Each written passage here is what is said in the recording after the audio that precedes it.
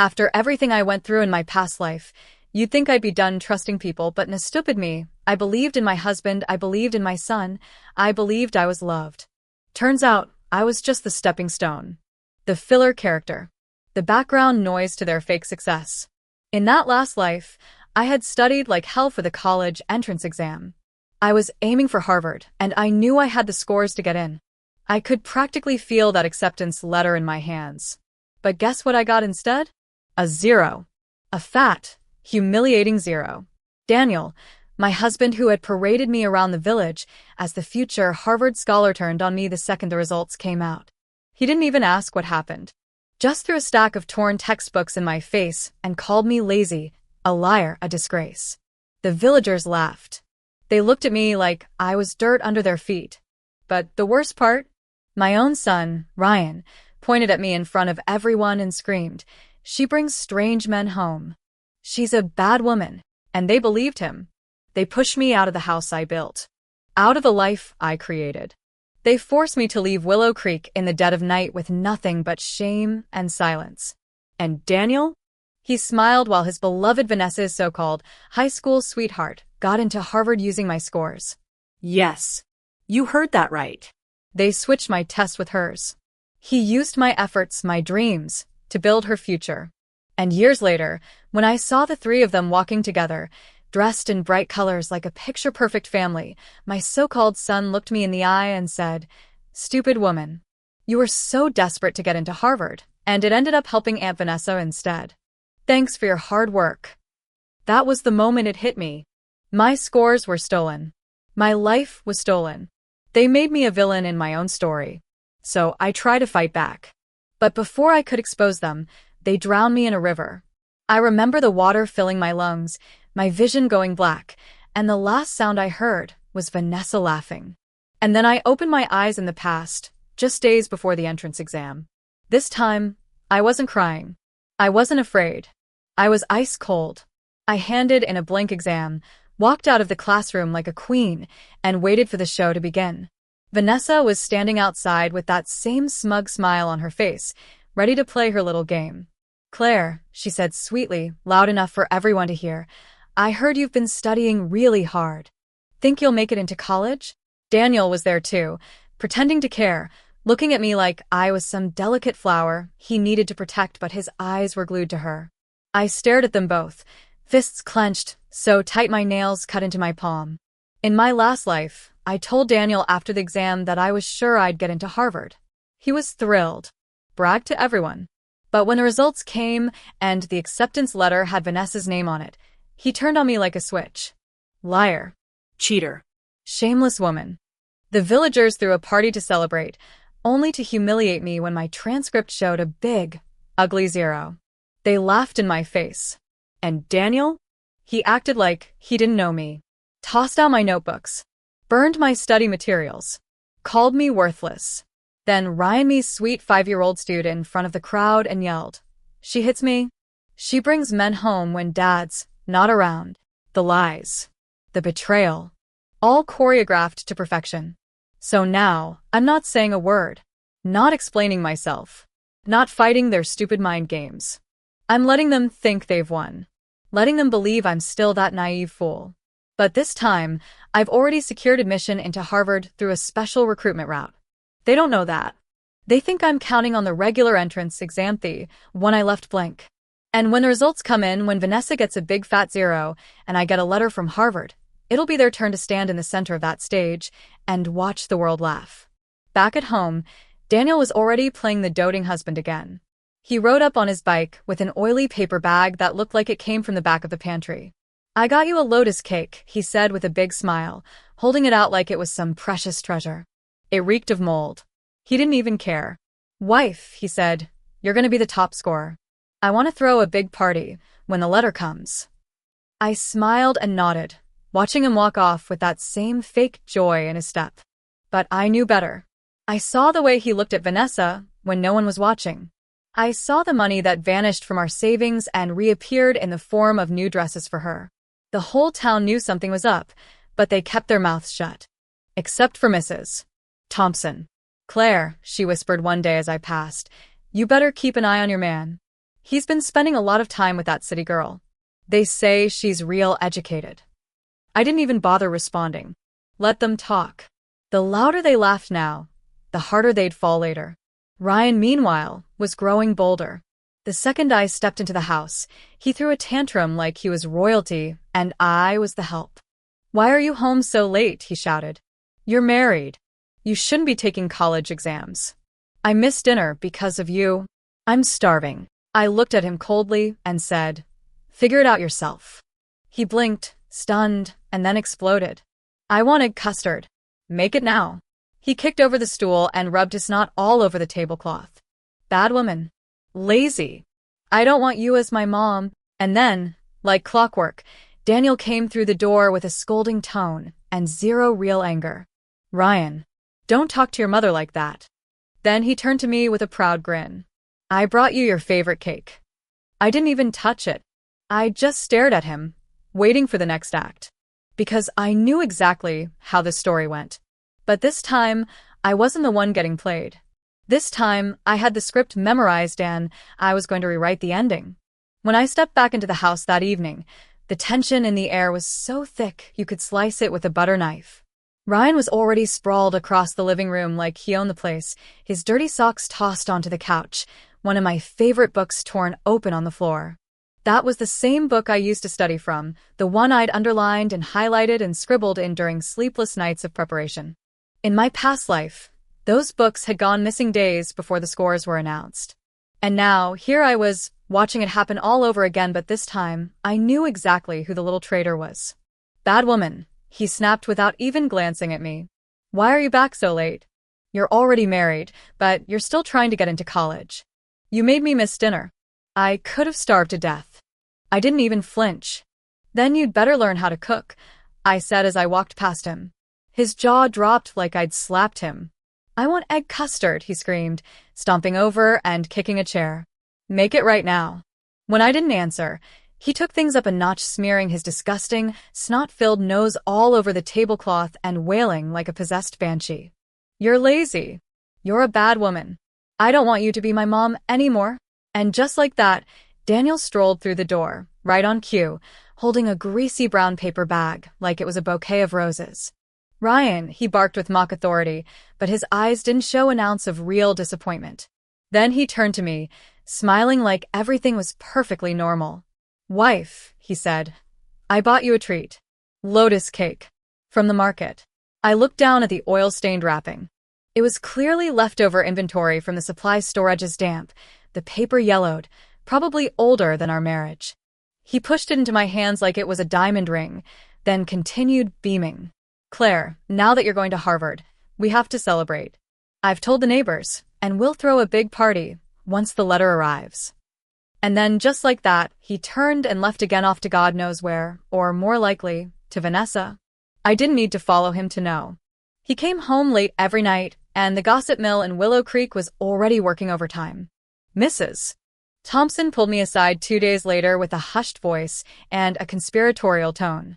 "Claire," she said, "you'd better watch your man. He's been hanging around that city girl, Vanessa. They say he's been buying her things, too. Fancy soap, imported chocolate. You're always locked in your room saying you're studying. While you're playing student, she's playing house with your husband." I smiled, thanked her, and walked away without saying a word. I wasn't surprised.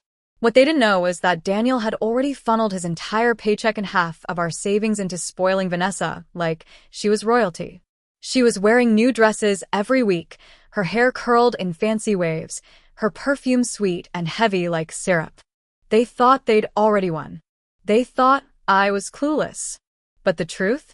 I was just counting down the days until the fall.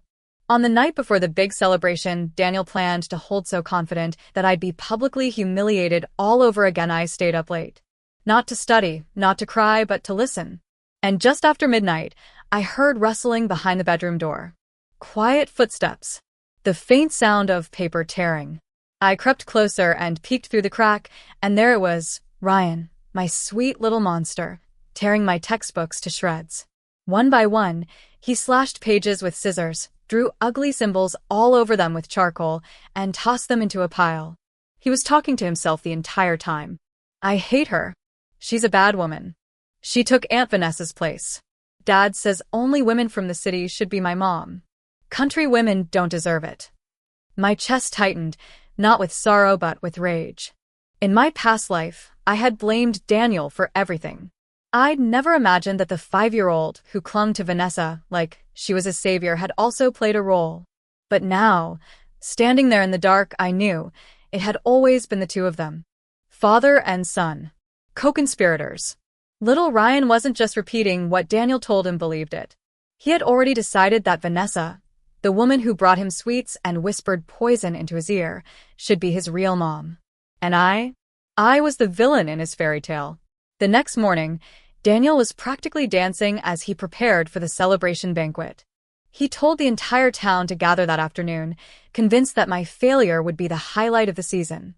He wanted everyone to be there when my 0 score arrived, just like last time. He greeted the neighbors with forced humility and fake joy, accepting bags of brown sugar and eggs like he was a local hero. Once Claire's letter arrives, he told them all, "We'll toast to our Harvard scholar." Vanessa showed up fashionably late, wearing a sky blue dress and strappy heels that probably cost more than our entire month's groceries.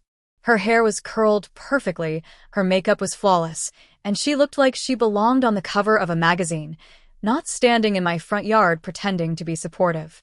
"Daniel," she squealed, wrapping her arm around his. "Congratulations. Claire's going to be a Harvard girl. I heard she might even be the top scorer."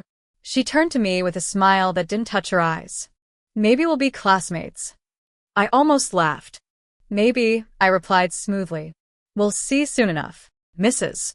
Sanders, one of the older women in the village, looked Vanessa up and down, then turned to her and asked, "Didn't you also apply to Harvard?" Vanessa gave a coy shrug. "Just a casual attempt. I don't know how I did. Probably not as good as Claire." Ryan rolled his eyes and muttered loudly, "No way. Aunt Vanessa is way better than her. That kid really had no chill." Vanessa giggled, her fake surprise as thick as her perfume. "Claire," she said, "looks like I've got your son rooting for me too." "Then you'd better not disappoint him," I said, my voice flat. "Let's wait for the results together." Because I already knew. I'd played my part perfectly. The stage was set, and the curtain was about to rise. This wasn't just revenge. This was redemption with a twist. The crowd started gathering before noon. Daniel stood at the front gate like the king of Willow Creek, greeting every neighbor who arrived with their baskets of eggs, bags of flour, and unsolicited gossip. He was beaming, pretending to be the proud husband of a Harvard-bound scholar, all while knowing exactly what was about to unfold. He'd already rehearsed his heartbroken reaction for when the letter would supposedly expose my failure. The celebration banquet he planned wasn't for might, was for my public humiliation. And yet I smiled. Because what none of them knew was that this script wasn't his anymore. It was mine. I stood inside the living room, pretending to clean, when I heard shuffling behind the door again. I knew that sound by heart, now the quiet betrayal of paper being shredded. I opened the door just a crack, just enough to see Ryan at it again. He was gathering all my real notebooks, the ones I had spent years building UPenn, stuffing them into a bundle.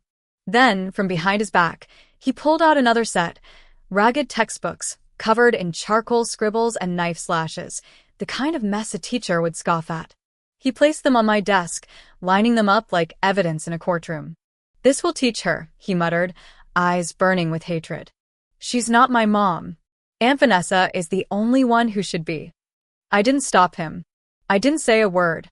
I just stood there in silence and watched him bury me with lies again. This was what happened last time. These exact books were presented to the public when Daniel accused me of being lazy, of faking my studies, of pretending to be something I wasn't. Vanessa had pulled out my real notebooks and claimed them as hers, saying they were proof of how hard she'd studied. And I stood there, silent, ashamed, with a pile of ruined textbooks shoved in my face, while the villagers laughed. But not this time. The moment would come. I just needed to let it play out. Later that afternoon, the postman arrived, but not with the acceptance letter. No, that was still en route. What he brought first was the transcript from the official state results. That was exactly what Daniel had been waiting for. He practically ran down the path to grab the envelope from the postman's hand. Claire, he called loudly, smiling for the crowd. I bet you got top marks. Let's see if Harvard agrees, huh? Everyone leaned in. Vanessa stood beside him, lips already curled into a smile. Ryan hovered next to her, wide-eyed with anticipation. Daniel tore the envelope open and pulled out the paper. His face shifted in real-time smug to confused to horrified, and then straight to furious. 0, he shouted. You got a 0? He slammed the paper onto the table like it had personally insulted him. My name was right there. And next to it, a glaring, undeniable 0. Every subject. The room froze. Then Ryan piped up, voice full of fake innocence. Mom got no points. She always pretended to study, but really, she just stayed home and brought strange men around. The neighbors gasped. Some covered their mouths. A few exchanged disgusted glances. She used to hit me too, he added for flair. Told me not to tell anyone. Vanessa rushed forward and grabbed him, clutching him like a savior. You poor thing, she cried. Even a tiger wouldn't hurt her own cub. Daniel put on his best act, shaking his head like a disappointed father figure. I thought she was focused on her studies. I trusted her. But she fooled all of us. And just like that, the mob turned. They didn't need proof. Just drama. Mrs. Sanders clicked her tongue and whispered to the woman beside her.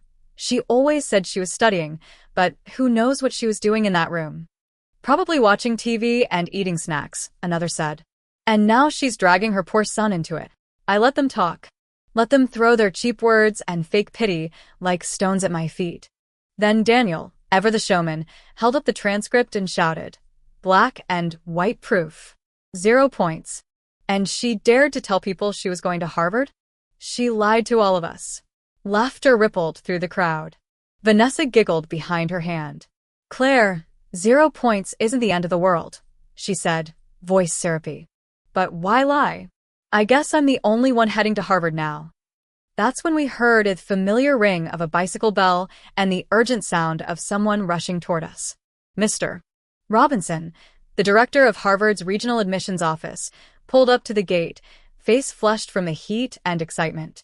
I've got the Harvard acceptance letter, he announced proudly, waving a large white envelope. Vanessa practically skipped forward. Mr. Robinson, thank you so much. You're too kind. Just give it to me, I'm sure you're busy. He looked at her like she'd grown a second head. Why would I give it to you? He asked, then turned to me. Claire Bennett. That's me, I said. He handed it to me with both hands. Congratulations. You've been accepted into Harvard under the Special Talent Recruitment Program. The silence was deafening. Vanessa's smile cracked. Her hand dropped to her side. What? She croaked. That's not possible. She got a 0. You're making a mistake, Mr. Robinson furrowed his brow and pulled out another envelope. This one's for Vanessa Collins. Let's see here. He opened it, scanned the paper, then held it up for everyone to see. 0. No admission. The crowd gasped again, but this time, not at me. At her. Vanessa's face turned sheet white. She took the letter with shaking hands, read it over, and collapsed to her knees. No, no, no. I studied. I'm the top scorer. This can't be real. Someone in the back of the crowd snorted. She really thought she was going to Harvard with a 0? Girl, wake up. The whispers started. The pointing. Vanessa looked around like she was seeing ghosts. Then she lunged at Mr. Robinson, screaming, You switched it. You gave her my letter. He stepped back, horrified. Miss Collins, calm down. That letter clearly states your name and your score. It was supposed to be mine, she wailed. Claire doesn't deserve it. She cheated, she didn't even take the exam. Daniel jumped in, trying to save the situation. There's got to be a mistake, he said. Claire scored 0. We all saw it. Mr. Robinson narrowed his eyes. Claire was accepted through the special recruitment process months ago. It's more selective than the standard exam. She passed based on her portfolio, community work, and testing scores we verified through separate channels. This has nothing to do with the national exam. Vanessa stared blankly ahead, then suddenly shrieked and tore the letter in half. If I can't go, she can't either, Mr. Robinson turned red with anger. You just destroyed an official document. That's a federal offense. Miss Collins, you're done. And me? I just smiled, cool and calm. Even if you stare a hole through that paper, it won't change the name on it, I said. It's mine. Vanessa looked at me like I'd slapped her. And that's when her carefully polished mask finally cracked for good. This wasn't over, but the tables had turned. Permanently. The moment Vanessa tore my Harvard acceptance letter in half, the entire courtyard fell into a stunned silence, so thick I could practically hear people breathing. The paper fluttered to the ground like her delusions, and she stood there, panting, shaking, looking more unhinged than ever. Mr. Robinson was fuming. You've crossed the line, he said, voice sharp as a blade. Miss Collins, not only did you just destroy official academic property, but you've also made baseless accusations against another applicant. You'll be held accountable for this. Vanessa pointed a trembling finger at me, her eyes red and wild. She cheated. Claire never studied. She used some backdoor deal to get in. Daniel immediately jumped to her side like the spineless puppet he was. That's right. I saw it myself. Claire didn't prepare at all. Her books were trashed. She's lazy. She doesn't deserve Harvard. Vanessa's the real student here. I laughed. Not the polite kind. The kind that came from a place deep in my chest that had been waiting to explode for years. Oh, you mean these books? I said as I turned and walked into the house.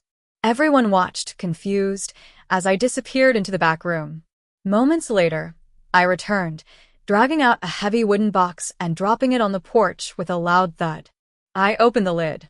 Inside was a perfectly preserved set of my real textbooks and notebooks, each one clean, organized, and filled with my meticulous notes, highlighted passages, and margin comments. I pulled one out and flipped it open. These are my real study materials. Neat. Complete. Unmarked by charcoal or scissors. I locked eyes with Daniel and Ryan, then added with icy calm. Unlike the fakes your son placed on my desk last night. Ryan's face went pale, but Daniel still tried to keep up the act. That's a lie. Those are staged. She must have copied someone's work or bought those from someone else. Really? I said, raising a brow. Let's compare handwriting, shall we? Mr. Robinson stepped forward and took one of my notebooks, flipping through it with a critical eye. These are authentic, he said quietly. Same name. Same handwriting as her application portfolio. This is the real work of a serious student. The murmurs from the crowd began again, but this time they were directed at Daniel. Suspicion crept into the villagers' faces. Even Mrs. Thompson, who loved a good scandal, narrowed her eyes. Captain Carter, that's not right, she said. You've been running around bragging about your wife's scores and then turned around and helped slander her? I knew something was fishy with all that attention you gave that city girl, added another neighbor. Helping outsiders tear down your own wife. That's low, even for you. Daniel's face was turning redder by the second, and then Ryan, like the spoiled little actor he was, blurted out the next line in their Puritan play. She cheated on Dad, he screamed. With Mr. Walker. I saw it. The courtyard went quiet again. Everyone turned to look at poor old Mr. Walker, who happened to be sipping tea in the back row. He nearly choked. Excuse me, he said, standing up. I haven't spoken more than 5 words to Claire my whole life. What the hell are you talking about? Ryan pointed again. She also cheated with Mr. Miller. Mr. Miller's wife, bless her fiery spirit, grabbed her husband's ear right then and there. What did I tell you about running your mouth around pretty girls? Honey, no. Mr. Miller yelped. You know I haven't even been near Claire. I swear on our dog. I stood quietly as the crowd began to turn again. Claire, I said, my voice loud and clear, did you cheat on your husband? I turned toward Ryan, looked him straight in the eye, and asked coldly, who exactly did I cheat with, sweetheart? Because the last time I checked, your dad barely lets me leave the house. Ryan swallowed. His lips quivered. You, Uncle Walker? He said again, quieter now. Mr. Walker threw up his hands. Are you serious? I was out of town when all this happened. What about Mr. Miller? Ryan said quickly. His mother smacked him upside the head. I told you to stop lying, you little monster. I took a deep breath and turned to face the entire crowd. They tore my textbooks. They switched my test. They slandered me with fake stories. And now they want to ruin me again because I refuse to stay quiet. My voice broke slightly, but I forced myself to keep going. I worked day and night for years while they mocked me. And when I finally had a chance to change my life, they tried to take that too. All of it. My scores. My name. My future. Mr. Robinson nodded grimly. This is serious. Claire, would you be willing to file a formal complaint? Already done, I said, reaching into my pocket and holding up a sealed envelope. It's all in here. Names, dates, evidence. I wasn't going to go down without a fight again. As if on cue, a black SUV pulled up at the entrance of the village. Out stepped 2 government officers and a county-level investigator. The silence was instant. One of the officers cleared his throat and read aloud, "We're looking for Daniel Carter. A formal report has been filed regarding academic fraud, abuse of authority, and manipulation of federal examination materials." Daniel paled and tried to step back, but the crowd was already parting like the Red Sea. Ryan clung to his leg, crying, "I didn't mean to. I just wanted Aunt Vanessa to be my mom." "Claire," Daniel whispered, his voice desperate now, "please tell them it's not true. Please, for Ryan's sake. We're a family. We can fix this."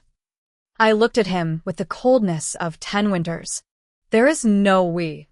There hasn't been a family since the day you used my hard work to prop up your mistress. Vanessa, sensing the collapse, tried to slip away unnoticed. But one of the officers caught her by the wrist. "You too, Miss Collins. You've been named in the report as a co-conspirator." "What?" she shrieked. No. "It was him. Daniel made me do it." "Liar!" Daniel shouted, losing his last shred of composure. "You threatened me. Said if I didn't help, you'd ruin me." "You were already ruined," she screamed. "You promised you'd get me into Harvard. You said Claire was just a stepping stone." The villagers watched, open-mouthed, as the 2 of them turned on each other like wild dogs. It was pitiful. It was poetic. It was everything I had been waiting for. "Enough," said one of the officers. "You'll both come with us. The investigation will continue downtown." Daniel tried to cling to the doorframe. Vanessa tried to run. Ryan screamed that he hated me. But I stood tall in the middle of that chaos, finally free. Finally heard. Finally done being the quiet wife they could silence with lies and cruelty. This time, I wrote the ending and it was just getting started. I didn't even flinch as Daniel was dragged away.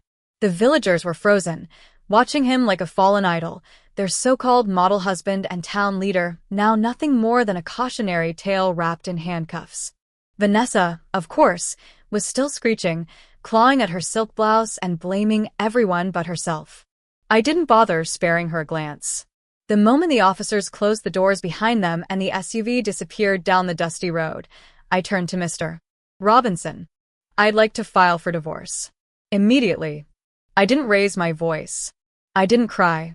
I just said it as calmly as someone ordering coffee, and somehow that made it even colder. The crowd gasped like they hadn't seen this coming, like they weren't standing here watching the man try to destroy my life 10 minutes ago. But I was done performing. Done explaining. I'd earned my peace, and I wasn't giving it up for anyone, especially not a coward like Daniel Carter. "Mr. Robinson nodded seriously. "Given the circumstances and with the authorities involved, your request will be processed quickly. You'll have nothing tying you to him, and you'll be free to attend Harvard without delay." "Good," I said, then turned around and walked straight into the house. I didn't even make it to the bedroom before I heard the chaos outside return. A few hours later, when I came back out with my suitcase packed and my Harvard documents secured in a folder, Daniel was back.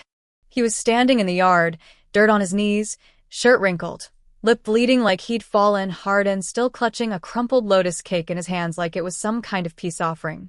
"Claire," he choked out, voice hoarse and trembling. "Please don't leave." I stared at him. My hands didn't shake. My voice didn't crack. "We're done, Daniel." No, you don't mean that," he begged, actually crawling toward me like a pathetic dog.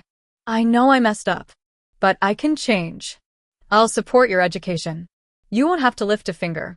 I'll take care of everything. I'll make it up to you, I swear." "You want to support me?" I laughed bitterly. You mean the way you supported me last time by swapping my scores, calling me a liar, and throwing me into the river? His eyes widened. I didn't mean to. It was the heat of the moment. Vanessa pressured me. Stop saying her name.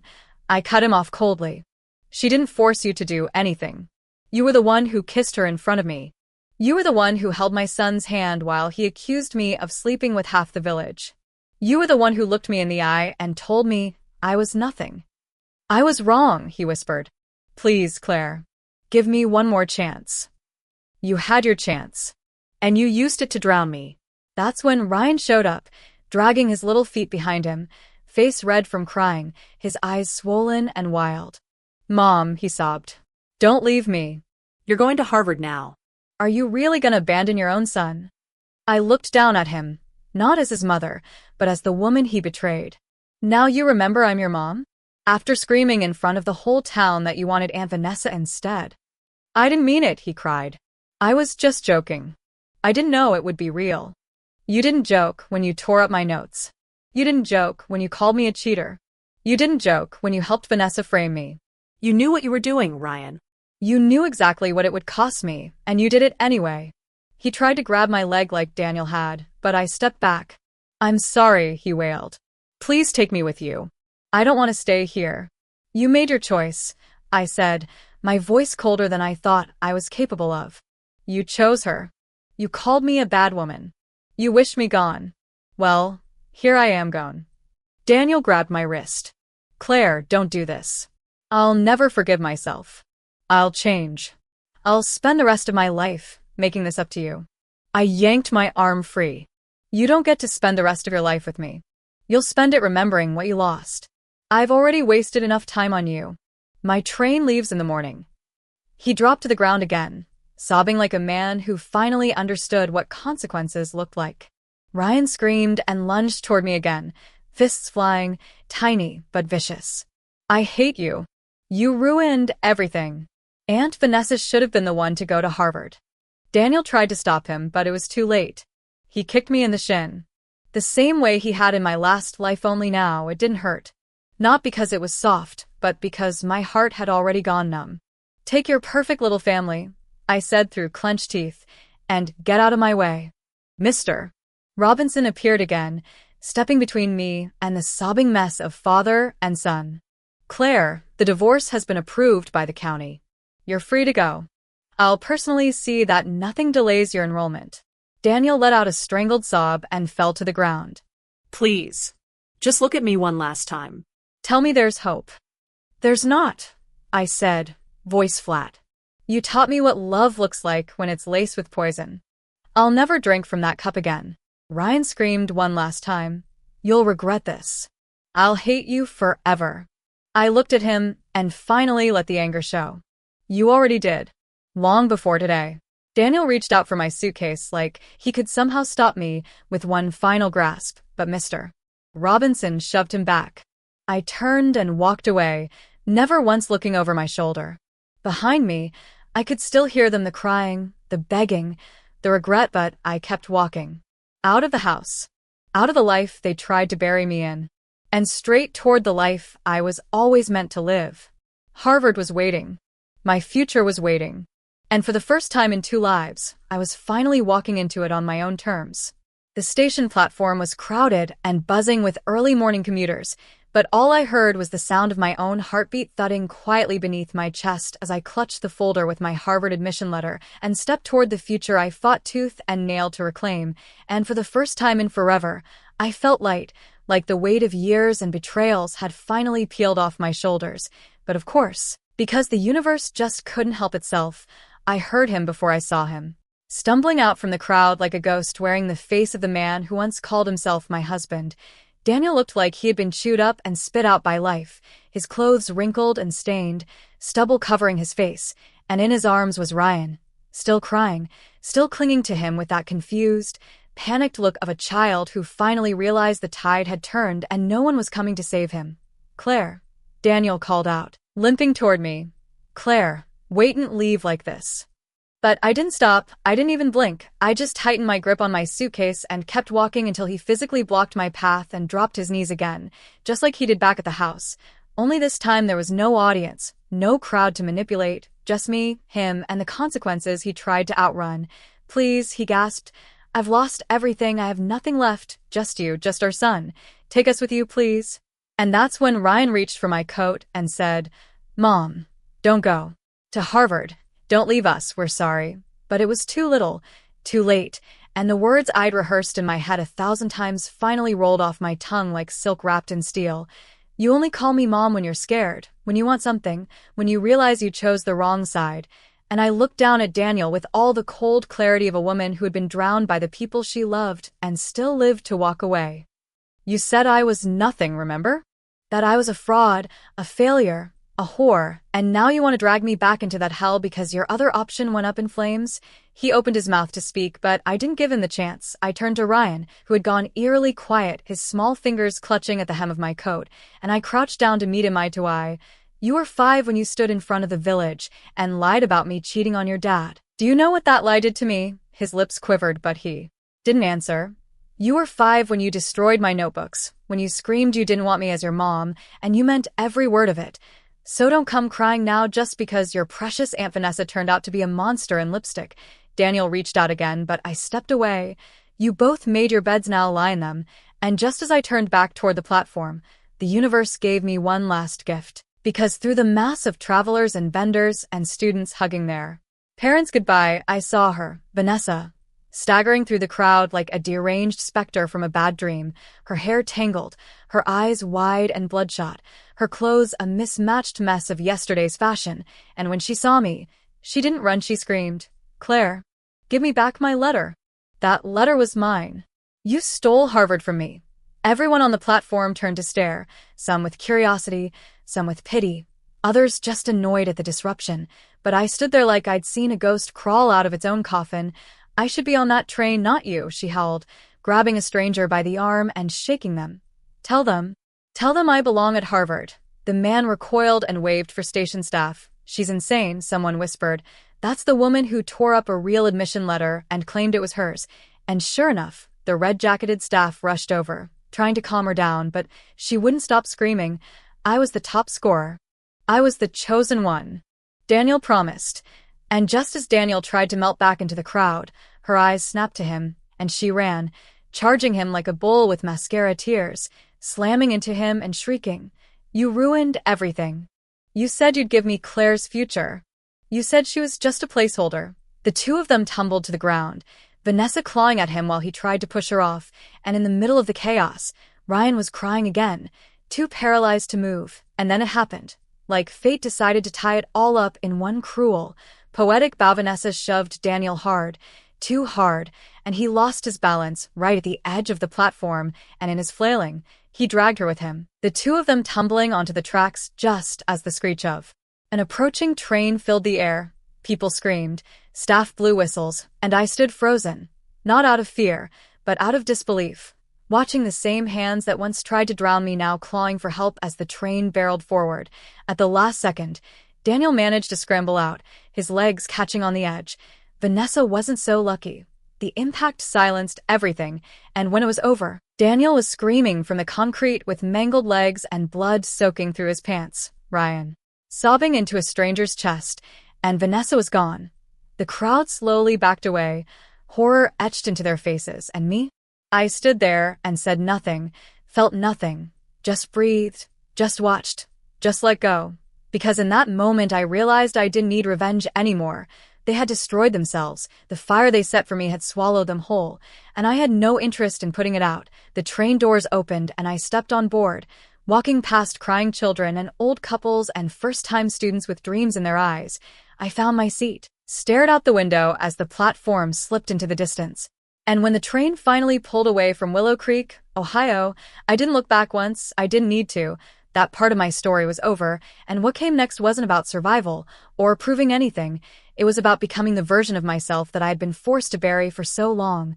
Years later, when I returned to my hometown for a conference, I heard that Daniel died from wound complications, 3 months of screaming in a hospital bed, and Ryan drowned in a frozen creek the following Winter, his body not found until spring thawed the river. And the funny thing is, I didn't cry, I didn't feel sorrow or guilt or even anger. I felt free because I wasn't the girl they tried to kill anymore. I was Claire Bennett, Harvard graduate, published researcher, public speaker, and I didn't owe anyone forgiveness. Not even the dead, not even the boy who once called me mom, because in the end, I saved myself. And that was all I ever needed.